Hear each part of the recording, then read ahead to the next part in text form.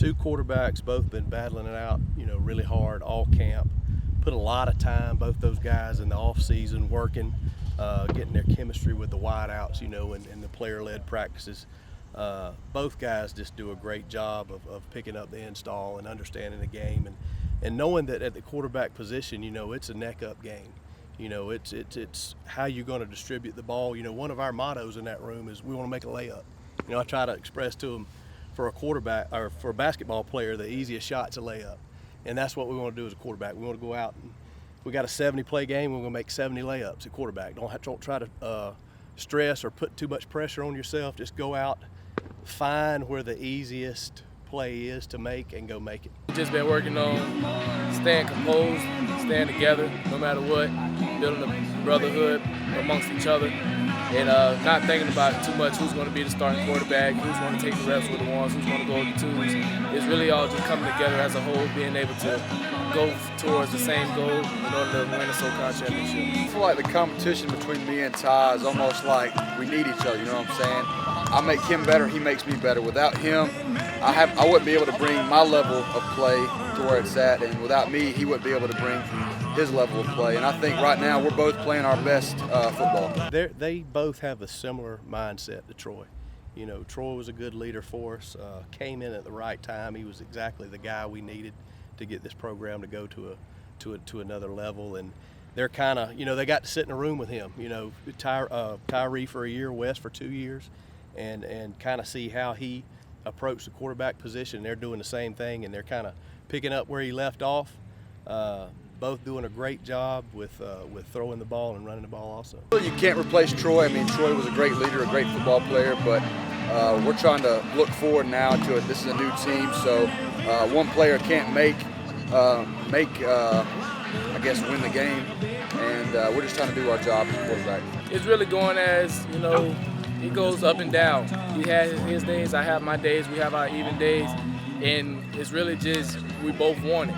We both want it, but we both want the better for each other and for the team. So really, there's no telling how it's really going, but we both pull for each other, like you said, and we just fight for each other at the end of the day. Number one, they're great friends, and I really mean this. They're pulling for each other.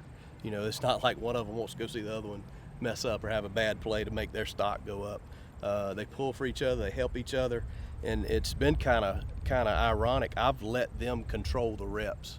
I haven't gone into a practice or into a scrimmage saying, hey, you're going in with this group, you're going in with this group.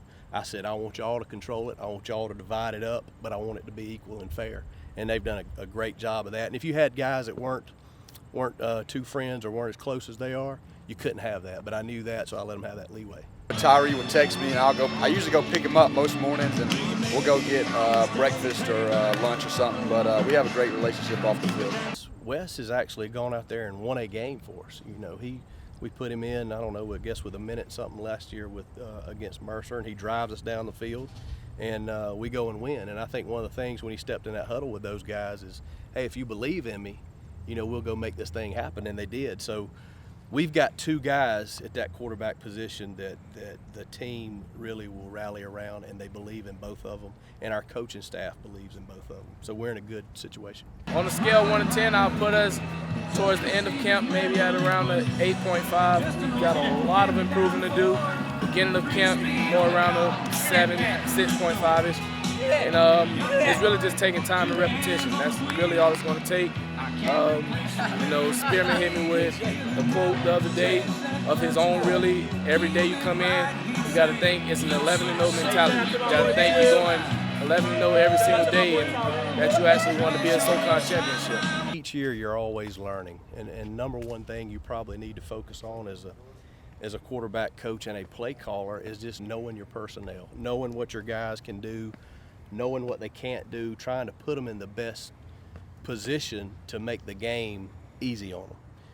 Make practice as hard as you can on them so when it comes game day on Saturday afternoon that they feel like it's almost easier than practice. And that's what we've tried to do as an offensive staff, and I believe we succeeded in that. Coach Glenn means a lot to us. He not only is a great coach, but he's a great mentor to us as well. So, You know, he gets on us about everything. We have a great pass, we have a good pass, he wanted to be better. But that's just because he wanted us to meet perfection in the game. He said right now in practice he wanted it to be hard, so when we get in the game it'll be easy. He means a lot to us. He actually shows that he genuinely cares about all of us. No matter who's going to be the starter, he's pulling for every single one of us. He just wants what's best for the team. My relationship with Coach Glenn has grown tremendously over probably the last year or so, but he's really a father figure to us. And usually every day we start out with a word of the day and words of wisdom, so he gives us life lessons every day, and he instills in us how to be a better man as well as a better football player. He demands discipline from us, and the way he coaches is very disciplined. He knows we're not going to be perfect, but he demands perfection, and that's what we strive for every day.